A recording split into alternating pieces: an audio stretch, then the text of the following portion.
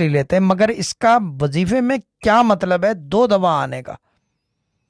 اور یہ اسپیسیفکلی کسی ایک آدمی کا سوچ رہا ہوں تو آتے ہیں, یہ میں نام نہیں لے سکتا ان کا. ہاں بالکل صحیح ہے. دیکھیں بنیادی طور پر صلو علیہ وآلہ کی جو ہے کہ مطلب آپ پر سلامتی ہو یا وہ رحمت یہاں پر ہو آپ پر اور آپ کی آل کے اوپر.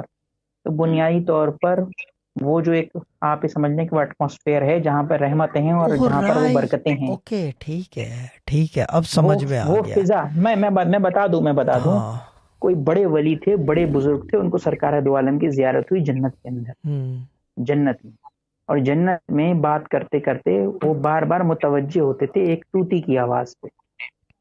ایک بڑا خوش لہان طوطی تھا, یعنی طوطا تھا, وہ بولتا تھا. تو بار بار یعنی رسول اللہ کے روبرو ہیں, میں بھول گیا وہ حوالہ, اور بار بار آپ کی مطلب کان جو تھے آپ کی وہ اس آواز پہ متوجہ ہو جاتے تھے.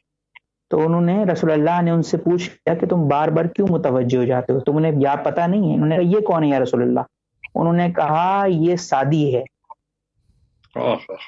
یہ وہ بات ہے کہ یہاں کی فضا میں یہ سب کچھ ہے.